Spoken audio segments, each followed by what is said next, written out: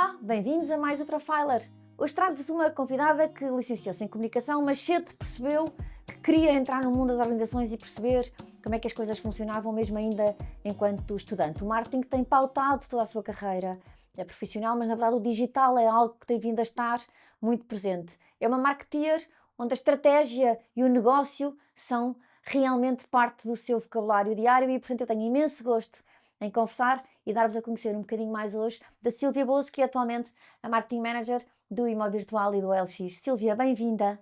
Obrigada, Silvia. Obrigada pelo convite. Obrigada eu Bom por ter duas termos... Sílvias aqui em estúdio. É verdade. Obrigada. Obrigada porque eu acho que vai ser de facto muito interessante perceber este percurso até feito por diferentes geografias, o que eu Verdade. acho que é sempre muito, muito enriquecedor.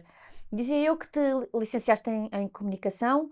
Recordas-te dos passos que deste até tomar formalmente esta decisão académica, ou seja, é comunicação que eu quero estudar? Como é que isto aconteceu? Pronto, aconteceu um pouco desde a época da escola, né? Na época do secundário, nós fazíamos alguns testes de aptidão e eu tinha dois caminhos a seguir, pelo menos nos testes, que era comunicação, algo relacionado à comunicação, ou então algo relacionado à biologia. E porque eu adoro animais, pronto, acho que também tem um pouco disso. Sempre gostei muito de biologia na escola. Mas acabei pensando, como é que eu vou dizer, de forma mais racional, né, para ter mais mercado de trabalho, algo que eu gostava muito também, e acabei optando por comunicação. E acho assim, acho que eu fiz a escolha certa, sou super feliz nisso. O que é engraçado foi, a comunicação social é muito amplo, né? Quando nós falamos de comunicação, é um mercado, você pode ir para TV, para cinema, jornalismo. Eu acabei me formando em jornalismo, mas eu nunca atuei como jornalista. Eu sempre fui para a área mais de comunicação interna, comecei em endomarketing, dentro de uma empresa grande, como estagiária. Passei por eventos, música, depois eu passei pela televisão, mas sempre na área de comunicação, até eu chegar ao marketing. Ou seja, eu me formei em jornalismo, mas acabei que eu nunca segui. Mas acho que esse background também é muito importante, né, para seguir outra carreira ou até outros tipos de mercados. Eu acho que o jornalismo dá uma base muito grande também, e eu acho que foi importante. Dizia eu que cedo percebeste que querias ir perceber como é que funcionava o mundo das organizações. E, Sim. portanto, ainda enquanto estudante, tiveste algumas experiências profissionais. Queres contar-nos como é que foi esse período? Sim, pronto. No Brasil, né, particularmente no Brasil, é muito incentivado, as grandes empresas fazem grandes contratações de equipas como estagiário. Você já começa mesmo a trabalhar no mercado, eu acho que isso é muito importante, e já começa mesmo a sua carreira, já começa ali desde o estágio, né? Normalmente você não espera se formar para começar a trabalhar, você já começa normalmente a partir da metade da faculdade, ou seja, normalmente as faculdades têm 4 anos, as graduações, quando você tem 2 anos, 2 anos e meio de faculdade, você já começa a se candidatar para alguns perfis. Para o que você quiser, né, dentro da sua área.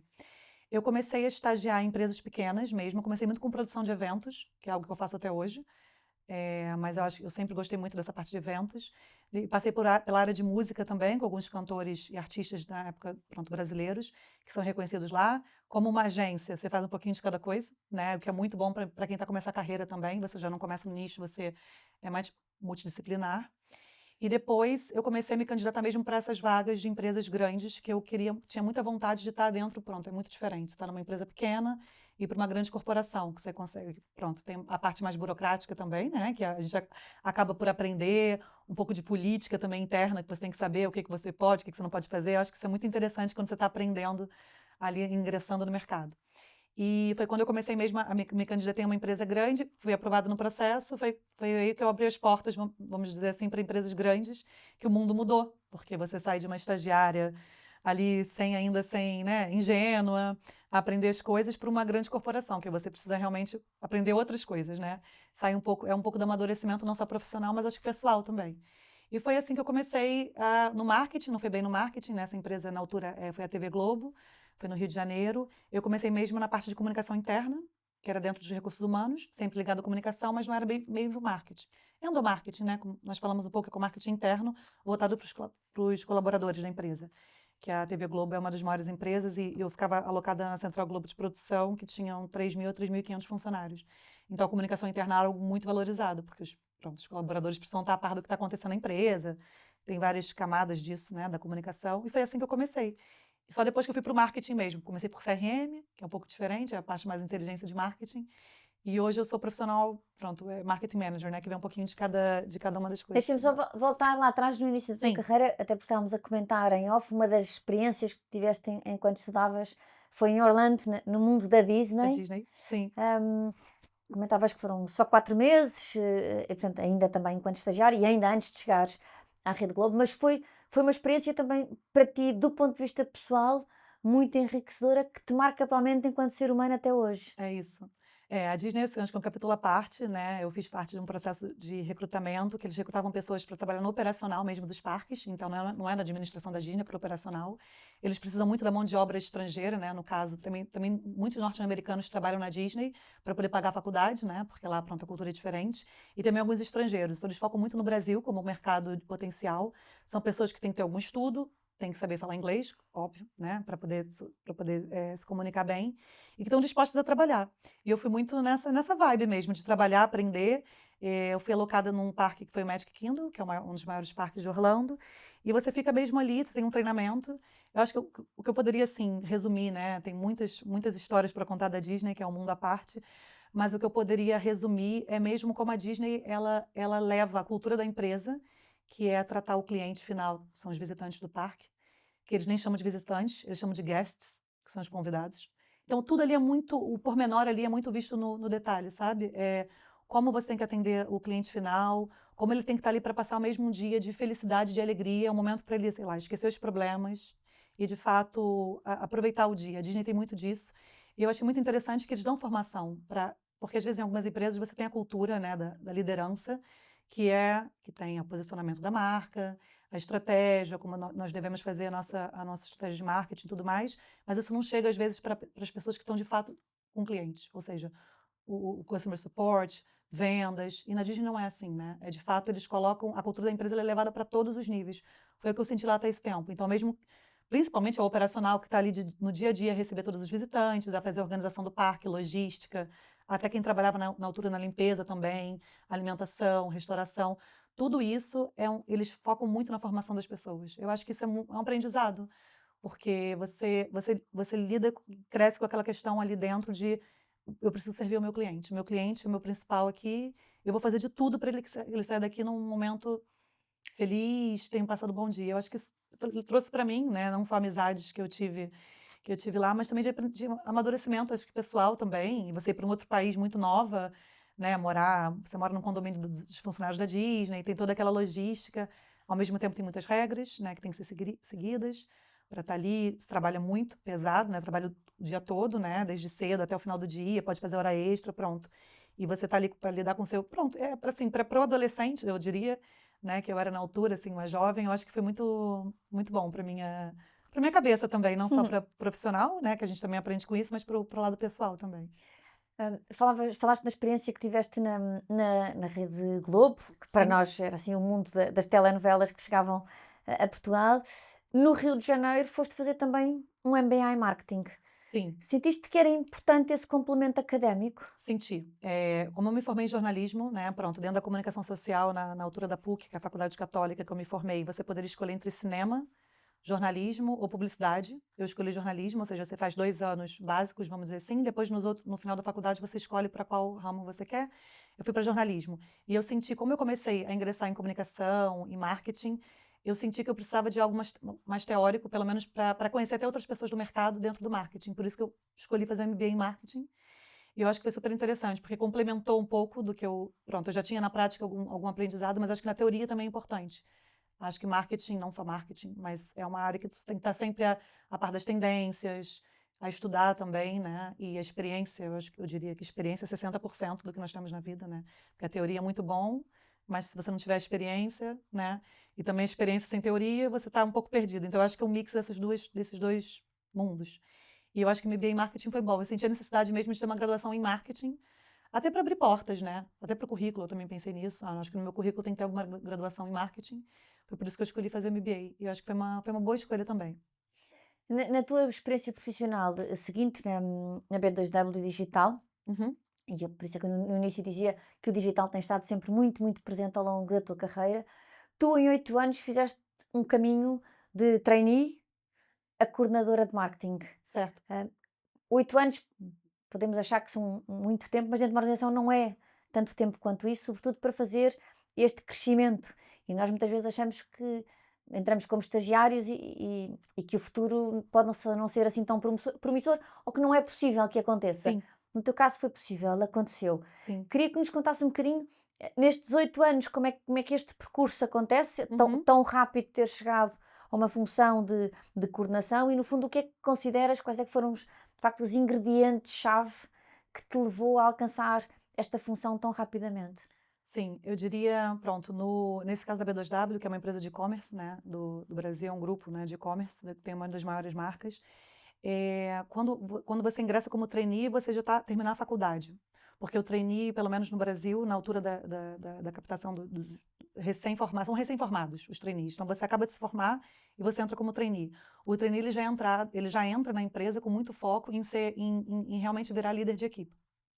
Então, o treinamento ali é um treinamento muito intenso, pelo menos eu posso dizer pela minha experiência na B2W.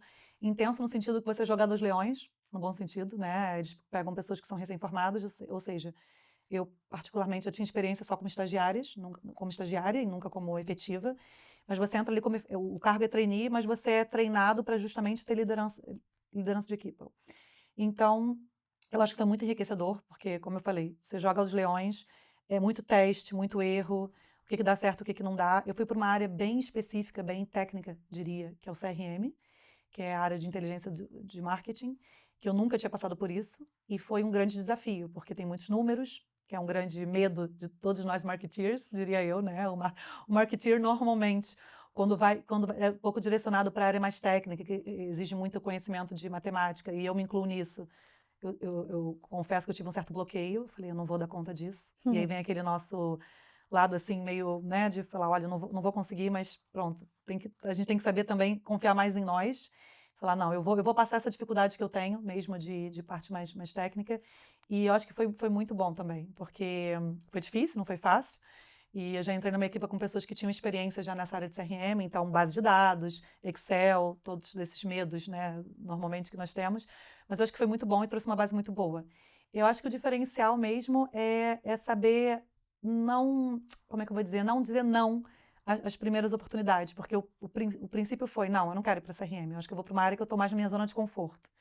Eu acho que você também, às vezes, a gente se provocar a sair um pouco da nossa zona de conforto, no começo é sempre difícil, mas depois dá um gozo saber que, nossa, eu consegui ultrapassar isso, eu também posso atuar nesse tipo de mercado, né? Não ficar tão fechado. Eu acho que é isso, é sair da nossa zona de conforto. Quando eu me mudei para Portugal também foi outra, acho que você vai chegar lá, foi um outro momento também de sair completamente da minha zona de conforto, mas eu acho que nós temos que nos dar crédito também às vezes. Claro, algo que nos deixe confortável, eu sempre digo isso, né? Não é fazer algo só por fazer, eu acho que tem que ser algo, se não tá confortável, temos que saber dizer não. Isso demanda tempo e maturidade, né? Pronto, dizer não é fácil. Mas eu acho que essa questão mesmo de sair da zona de conforto, eu acho que foi isso que me ajudou também. E eu tive muito bom relacionamento com as pessoas que eu conheci. Eu acho que esse é outro ponto também. Às vezes nós estamos numa empresa que nós gostamos do que fazemos, mas quando a liderança, os nossos pares são pessoas que não são, pronto, que não tem muito a ver com você, pronto, eu acho que as pessoas fazem a diferença para tudo na vida, né? E empresa é a mesma coisa. Quando você conhece pessoas que querem que você se desenvolva, claro que não vai ser, nem tudo são flores, né? São pessoas e pessoas, mas de uma maneira geral, um ambiente que você se sinta confortável, que você está a aprender, eu acho que isso também é aprendizado. Tá num lugar que você não está mais a aprender, eu acho que é hora de mudar. Enquanto tá a aprender, e fazendo um gancho com o que a Silvia disse também em relação a tempo de empresa, né? 8 anos é muito tempo. Eu acho que tem muitas pessoas hoje em dia que fazem carreira mesmo, falam muito isso, né? Você vai ler e vai. Ah, não, para você subir na carreira, você tem que estar sempre, a cada 2 anos, né? Até tem um prazo que estipula, até cada 2 anos, você tem que estar mudando de empresa. Eu não concordo. Eu acho que cada um faz o que quiser, né? Primeiro, eu não acho que isso seja a fórmula do sucesso. Não tem problema nenhum, ao meu ver, você está muito tempo numa empresa. Pelo contrário, enquanto você está a aprender, eu estou no lugar certo. Eu acho que se eu estou num lugar que eu estou confortável e estou a aprender, não tem por que eu estar pulando, porque eu quero crescer. Você pode crescer muito bem dentro de uma empresa. Ou não. Tem pessoas também que não querem crescer. Crescer que eu digo, não crescer pessoalmente, mas crescer a nível de cargo. Por que não? Se você está feliz como uma especialista, ou como uma analista, ou como um manager, ou como um diretor, por que na vida você tem que sempre ser cobrado a crescer em relação a cargos? Às vezes, se você está feliz ali, eu acho que isso que motiva. Eu acho que tem muita pressão das pessoas, pronto, do mercado. carreira em Y, não vou fazer carreira em Y, mas eu vou fazer uma carreira, 2 anos eu tenho que estar mudando, eu tenho que estar mudando. Por quê? Eu acho que cada um escolhe a melhor forma para si mesmo. Acho que a gente tem que se livrar um pouco dessas cobranças de cargos e acho que cada um tem que ser feliz, claro. E tá tudo bem também se você quer chegar, eu quero ser de estagiário a CEO, tá tudo bem, mas nem todo mundo quer isso, né?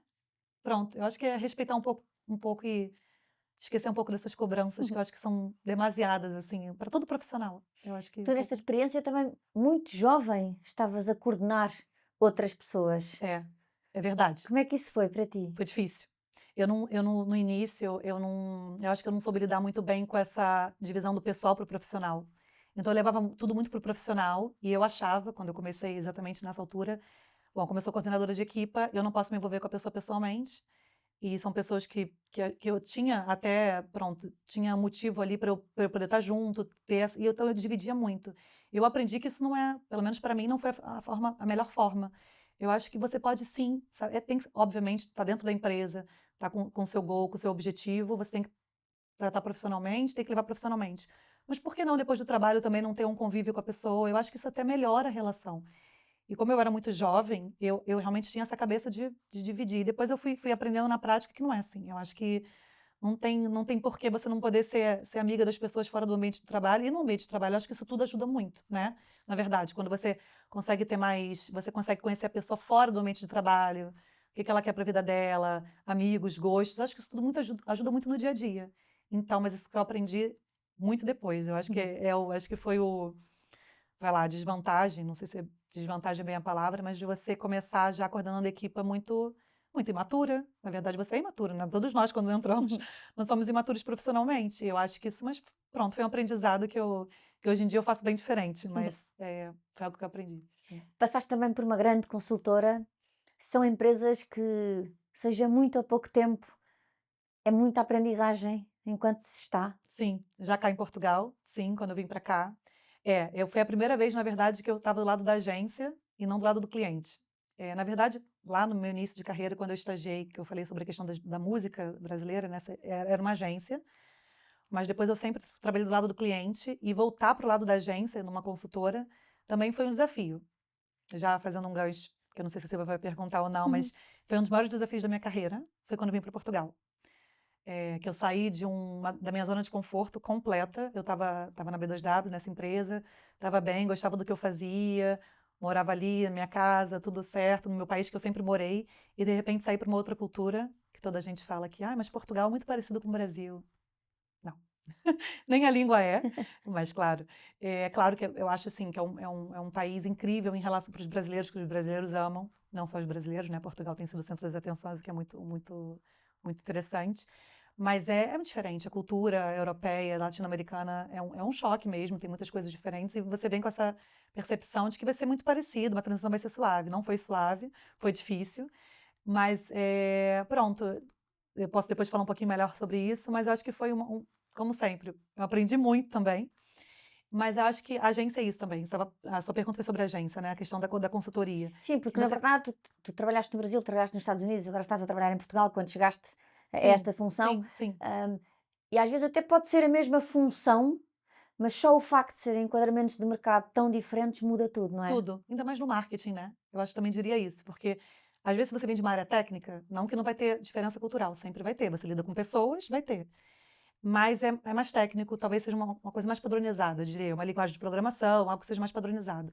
Quando você vai para o marketing, comunicação, você lidar com pessoas, marketing é isso, né? São pessoas, como você vende aquele produto, questão de cultura, de posicionamento de marca. Então aí você tem mesmo a diferença, eu diria eu, entre as culturas, os mercados.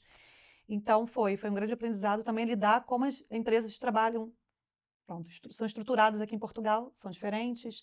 As equipes normalmente são menores, né? Eu vim de um país muito grande, que só pelo tamanho da população, obviamente, você tem normalmente um especialista, diria eu, para cada uma das frentes, né? Não estou falando de startups e pequenas empresas, mas grandes empresas. No Brasil, elas são muito estruturadas. Tem equipa grande, você com foco nisso, a partir dali já é outra pessoa que faz. E aqui em Portugal, eu sinto que mesmo as empresas grandes, você faz de tudo um pouco. Pô, é normal, eu acho que o país é menor também, e tem outro tipo a cultura também é diferente. Então você é um pouco mais multidisciplinar, pelo menos notei isso. E na consultoria aconteceu isso também um pouquinho. Eu entrei numa área de estratégia, eu sempre fui muito ligada a fazer hands-on, de fazer e acontecer. A área de estratégia você dá um passo para trás e pensa atrás como é que o projeto vai se desenvolver. Então eu acho que para mim o maior choque foi esse mix. Outro país, eu tinha acabado de chegar, eu acho que eu estava 2 semanas aqui e já comecei a trabalhar, então eu não tive nenhum tempo de conhecer o país, vamos dizer assim, eu já conhecia como turista, que é completamente diferente, né? Porque uma coisa é o olhar de turista, outra coisa é o olhar de residente. E pronto, e foi tudo ao mesmo tempo. Foi a cultura, foi a área, uma agência, que eu já há muito tempo não fazia parte da agência, é uma forma diferente de lidar do que do lado do cliente. E também essa questão da cultura, pronto, e da área, eu acho que foi tudo muito ao mesmo tempo, por isso que foi um grande choque. Mas foi bom. Hoje olhando para trás, eu falo, acho que foi importante também para mim passar por isso, sabe? Em 2018 foi quando assumiste a tua primeira função no Imóvel Virtual e LX como Brand Manager. Certo. Real estate, e-commerce, outra vez uma vertente muito Muito digital, digital. como já te vinhas a pautar. Tinhas tido uma primeira experiência prévia já em Portugal, aqui, não é? Começavas a consolidar naturalmente o teu novo caminho em Portugal. De alguma maneira, nesta função de brand manager, neste negócio em particular, colocaste um bocadinho de tudo o que tinhas feito até então. Sim, foi exatamente. Eu acho que foi muito isso, porque pronto, como brand manager, né, na altura não tinha a estrutura de marketing, era basicamente brand manager. Então você fazia um pouquinho de cada coisa também, não era só brand, né? Fazia um pouco de budget, controle de tudo, não era só a parte da campanha de branding, mas também a parte toda digital, estratégia, conteúdo, tudo passava pelo brand manager. E eu acho que foi um pouco disso, foi um mix, né? Então acho que a nossa vida é assim, né? Uma experiência leva a outra, aprendemos com uma coisa que vai lá para frente, às vezes nós achamos que não tem serventia, mas para frente você olha para trás e fala, aquilo ali eu acho que vai me ajudar naquilo. Então você vai formando isso. Eu acho que foi justamente isso, acho que consolidou tudo numa área, eu aprendi muito também, aprendo até hoje, por isso que continuo, eu acho que é isso, para falar de aprendizagem. A gente nunca pode parar de aprender, nunca, porque é sinal de que alguma coisa está errada, ou porque eu não estou no lugar certo, ou porque, pronto, né, não é para eu estar ali. Mas acho que consolidou um pouco tudo isso, né, como brand manager, sim. Mas também foi um desafio, porque também foi um mercado imobiliário, apesar de eu já vir do digital, o digital eu trabalhava com retalho, né, com e-commerce, e a parte de setor imobiliário é um capítulo à parte, né, um novo mundo que se abriu, muito interessante. Então eu também aprendi muito e aprendo até hoje com o imobiliário, que é um mercado muito dinâmico. E foi isso, eu acho que consolidei um pouquinho com o brand manager e depois também fui me desenvolvendo, Sim, porque 3 anos depois tens uma nova função. sim. Depois eu hum, fui para a área de mais de customer activation, né? E aí, Ali, uma função, porque vou ligar com aquilo que falámos lá atrás, que é uma função multidisciplinar, muito ligada no relacionamento com o cliente, no conhecer o cliente, na mensagem que passamos ao cliente. Há pouco falavas da tua experiência na Disney, onde o cliente, logo contigo, tão jovem, estava o no foco, centro de tudo, era o foco de tudo. Portanto, o objetivo era que o cliente saísse muito feliz com o dia que tinha passado no parque. E aqui tu tens uma função, uma vez mais, muito próxima do cliente, nesta humanização da mensagem. E a exato. minha pergunta é, sobretudo no marketing que se faz hoje, esta humanização, esta aproximação ao cliente é fundamental para que a estratégia funcione? Sim, eu acho que é tudo, na verdade. Eu sei que é meio clichê falar, mas assim, o marketing lida com pessoas. Se você não conseguir transmitir uma mensagem que vai tocar aquela pessoa de alguma forma, não é marketing, né? Claro que cada marca tem sua estratégia, umas vão para um caminho mais racional, de acordo com o serviço ou produto que você vende, outros vão para o lado mais emocional, mas no final você está vendendo para pessoas, né? Você quer fazer com que aquele produto seja útil na vida daquela pessoa, ou quer que desperta o interesse que ela nem sabia que tinha naquilo. Então, eu acho que marketing são pessoas. Eu não vejo nenhuma estratégia de marketing, por mais que a sua comunicação seja mais racional, o pano de fundo ali são as pessoas, é a emoção. Então, eu acho que humanização é tudo, assim. Eu não vejo mesmo de outra forma.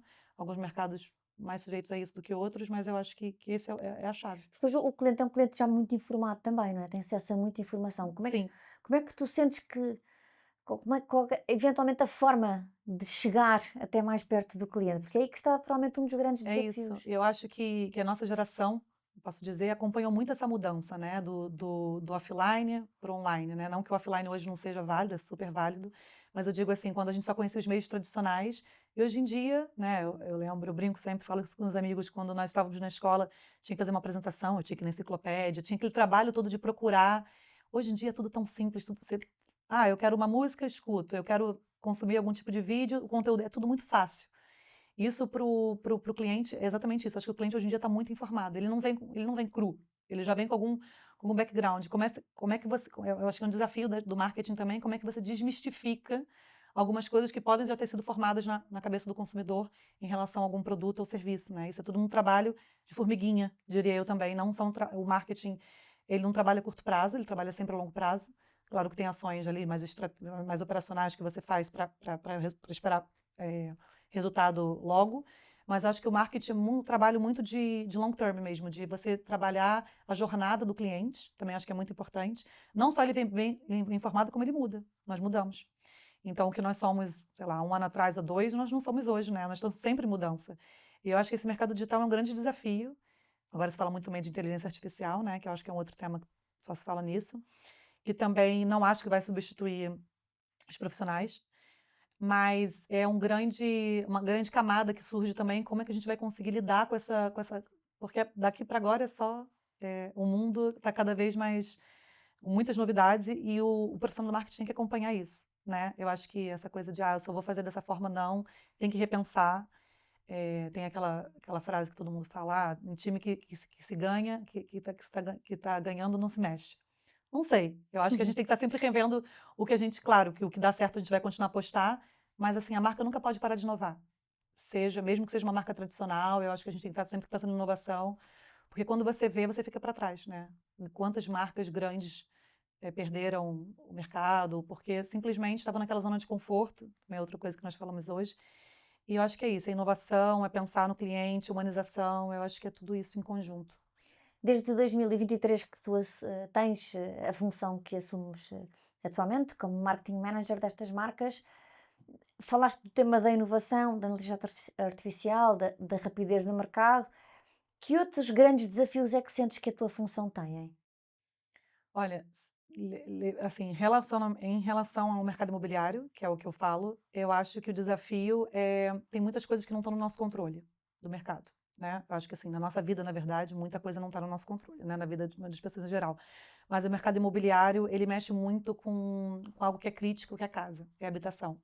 Então, falando desse setor especificamente, nós temos algumas coisas que têm vindo a melhorar, né? Nós passamos por uma crise, estamos aí numa crise de habitação, mas acho que nós melhoramos em alguns sentidos, das taxas de juros estão mais acessíveis do que estavam, obviamente, não há alguns anos atrás, mas há 2, 3 anos, está a melhorar. Mas é um mercado que é muito crítico, porque as casas estão muito caras, o acompanhamento, o rendimento dos portugueses não acompanha o preço das casas, e eu acho que toda a gente hoje é um pouquinho especialista em imobiliário, porque só se fala nisso. E especialista no bom sentido, não tô a ser irônica, é mesmo assim, as pessoas, elas, como é casa, a gente precisa daquilo para viver, as pessoas estão indo atrás de informação. São os bancos, o mercado imobiliário é algo muito grande, né? Não é só ali o portal imobiliário que é o caso, mas são as agências imobiliárias, que são os profissionais que fazem essas casas chegar às pessoas, que anunciam, tem a parte do banco também, do crédito de habitação, é um conjunto de fatores. Eu acho que o maior desafio é como é que a gente consegue atuar em cima do que nós não temos controle. Porque o mercado, a economia, isso é muito ligado à economia, né?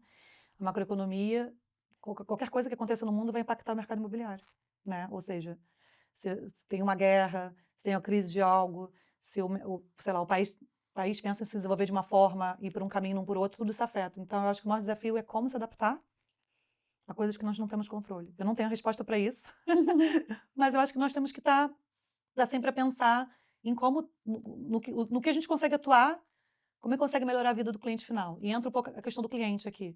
Porque quando você está a ajudar a vender casas, né, nós não vendemos casas, nós somos um portal, né, um marketplace, onde a maioria dos anúncios são de profissionais, temos alguns particulares também, mas são os profissionais. Como é que nós conseguimos servir nossos 2 tipos de clientes principais? Que é quem está à procura de casa, seja para arrendar, para comprar, para investir, temos vários perfis, o que é também um desafio, porque casa é algo que não é um nicho, casa toda a gente precisa. Claro que eu vou ter personas diferentes dentro desse tipo de cliente, mas é um perfil muito amplo, né? Com vários, dentro dele tem as categorias. E também tem o cliente profissional, quem está anunciar a casa. Então nós temos um trabalho muito diferenciado ali de B2B, né? Que é para quem que é o profissional, mas também para o consumidor final, que é quem está à procura de casa. Como é que a gente consegue fazer com que essa balança fique saudável? Porque nada mais é do que o meio do caminho entre um e outro, né? Conectar os dois. Então, é muito interessante, porque é muito dinâmico, diria isso, dinâmico. O setor imobiliário, para além de ser essa montanha russa que tu De estás, emoções, é muito emocional. Era exatamente isso que eu ia muito. dizer. Como é que o marketing também pode entrar nesta gestão da emoção? Porque isto é, todos nós precisamos de uma casa, não é? Como Uhum, estavas a comentar. sim, E voltamos ao tema do cliente. Há uma questão aqui muito relacional, muito humana, muito, muito emocional. sim. Como é que trabalhamos o marketing neste sentido, E ao Silvia? mesmo tempo racional, porque lida com dinheiro, né? E Isso. grande investimento, não é que nem eu comprar um telemóvel, é um livro, eu estou comprando uma casa. E eu acho que é um dos setores que mais faz esse mix da emoção com a razão. Porque eu não, claro, quando eu vou procurar uma casa, eu tenho ali uma expectativa, uma localização, e a casa é o momento que nós passamos com as pessoas que nós mais amamos, nossa família. Então, assim, tem esse lado da emoção, mas tem o lado da razão. Eu quero isso, mas eu posso, eu vou conseguir, por causa da questão financeira, tudo mais. Então, é um pouco de mix. Nós optamos, pelo menos no Imo Virtual, nós acreditamos muito na humanização e o caminho foi mais para a emoção. Então, as campanhas que nós fazemos é muito ligado. Agora nós temos um novo produto, que é o novo Imo Virtual, que foi lançado agora em maio desse ano. Então, nós tivemos que, exatamente foi esse o desafio. Como é que eu consigo transmitir nas novas campanhas, nas nossas novas mensagens, a emoção, e foi esse caminho que a gente seguiu, mas sem apelar para a razão também, porque nós precisamos falar do produto. Ou seja, é um desafio. Mas nós apostamos mais na parte da emoção mesmo. Eu acho que isso é super importante para quem está à procura de casa. Mas claro que eu também tenho que anunciar, tenho que vender, tenho que anunciar o produto novo, também tem que gerar tráfego, tem que gerar visitas. Então é um pouco desse mix. Mas eu diria que a emoção foi o caminho escolhido. Hum. E Isso faz parte do rebranding que fizeram também também, recentemente, não é? exato. Quando se pensa num rebranding de uma marca, estamos a tentar ir ao encontro de quê? Quais é que são os grandes objetivos de um rebranding? Pronto, no caso do nosso rebranding, era algo que seria muito automático ser feito, porque quando nós mudamos completamente o site, né? Mudamos o back-office, front-office, tudo. O Imo Virtual continuou com o nome, com a marca que tem, claro, mas mudou completamente. Então, não faria sentido a gente fazer um novo site sem fazer um rebranding. Então, acho que foi uma consequência. Mas acho que é justamente isso. Acho que o rebranding ele serve para posicionar a marca, reposicionar. No caso, o Imo Virtual já é uma marca antiga no mercado imobiliário português, mas nós precisávamos dar esse novo look para a marca, um look mais fresco. Porque eu acho que como o virtual é uma marca antiga, e aquilo tem a ver com o que nós falamos também, tá acompanhar a mudança, acompanhar o tipo de cliente. Hoje em dia, a geração Z está começando a entrar nesse mercado imobiliário também, ele vem com outra expectativa. Então, a marca tem que acompanhar um pouco do cliente, né? Nós não estamos a falar só com os clientes tradicionais de antes, quando se procurava casa no jornal, etc. Agora o mundo é digital, as casas são anunciadas em vários sítios, tem muito acesso à informação, então a marca tem que acompanhar um pouco isso. Eu acho que esse rebranding ele veio não só como consequência básica do novo site, mas porque era preciso dar esse novo look para a marca. Acho que uma marca mais jovem, mais adaptada para o consumidor. E eu acho que o rebranding traz mesmo isso, que traz muitas cores, ícones, não sei se a Silvia teve a oportunidade de ver, mas saímos do tradicional um pouco e fomos para algo mais jovem, assim. Eu acho que todas as marcas do grupo LX também estão a seguir esse caminho, claro que dentro de cada uma da sua categoria. Mas nosso rebrand também foi baseado na nossa marca da Polônia. Nós temos um site na Polônia, que é o Otodom, e foi baseado no site também deles. Então, acho que é um pouco, não o site deles, mas nós temos uma unidade de negócio própria, né, do grupo, que tem vários portais. E eu acho que foi um pouco da estratégia do grupo LX também, não só do Imo Virtual. E o Imo Virtual está super dentro desse escopo. E não fazia sentido não aplicar para o Imo Virtual, então nós resolvemos também fazer.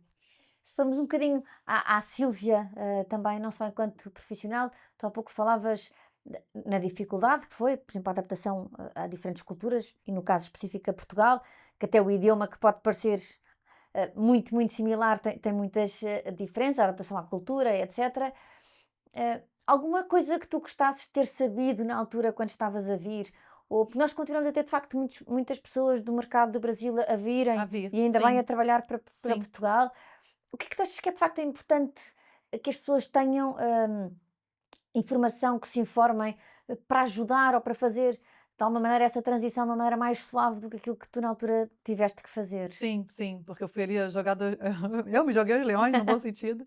Eu acho, assim, 2 pontos. Eu acho que entender um pouco a cultura local. Só que é difícil na teoria é muito difícil. Eu acho que você tem que viver para aprender, sabe. Pronto, como na altura eu não tinha nenhum amigo, nenhum familiar que morasse aqui que poderia me dar algumas dicas, foi na prática.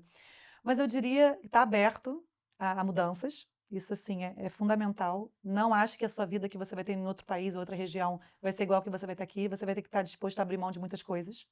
Porque às vezes as pessoas acham, tem muito essa, pelo menos no Brasil, né? Essa questão de ir para a Europa é para ganhar dinheiro, só viajar. Sim, tem um certo romantismo em relação a vir para a Europa, eu digo a relação do brasileiro e vir para cá, e as coisas não são assim, né? Como qualquer lugar que você muda, você tem que estar disposto a mudar e também a mudar e também a perceber que as pessoas vão ser diferentes do que você está acostumado a lidar. Eu acho que o que eu poderia dar dica, pelo menos em Portugal, é que eu tinha muito essa impressão de que o português era grosseiro. Grosseiro no sentido porque eu acho que vocês são muito literais e vocês não têm voltas a dar. Vocês falam o que tem que falar e tá tudo bem e é isso. E eu hoje em dia, eu acho engraçado, quando eu vou para o Brasil, eu me sinto uma imigrante lá, porque eu me acostumei tanto com o jeito daqui, porque o brasileiro, claro, é difícil, como é que eu vou dizer, falar como se todo brasileiro fosse um só, porque existem vários Brasis dentro do Brasil, país enorme.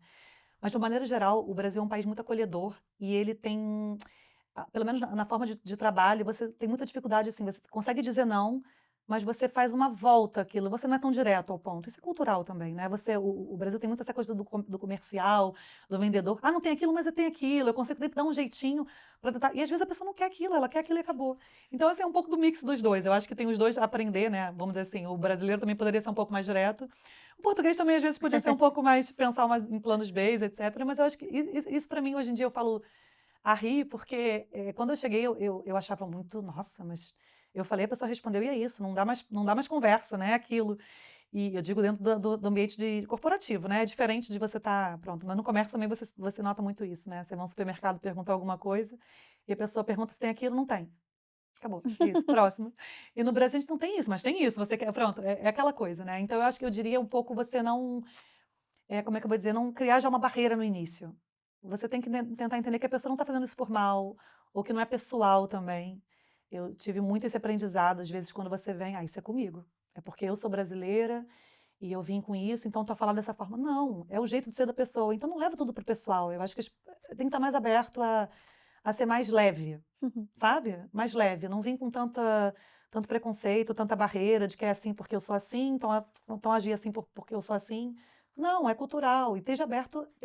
Porque se não estiver aberto, conheço alguns amigos meus que estiveram cá e vieram com essa ilusão, entre aspas, de que aqui é para ganhar dinheiro. Claro que se pode ganhar dinheiro em Portugal, e se deve ganhar dinheiro. E querer ganhar dinheiro não é algo errado. Mas eu digo assim, você não pode vir achando que isso aqui é a cultura norte-americana, por exemplo, porque o Brasil ele é muito guiado pela cultura norte-americana, nos Estados Unidos. De capitalismo, de ganhar dinheiro e crescer, crescer. E na Europa eu acho que vocês têm um slow living, assim, que eu pelo menos acho muito comparando com o Brasil, claro, né? Não estou comparando aqui, que tem esse jeito de saber equilibrar melhor, eu acho, a vida pessoal e a vida profissional. Então, eu acho que isso também é muito bom, sabe? E a gente aprende também com isso. Por que que é tão. Calma, agora é o teu tempo também de esparecer, de ter tua vida pessoal. É esse equilíbrio.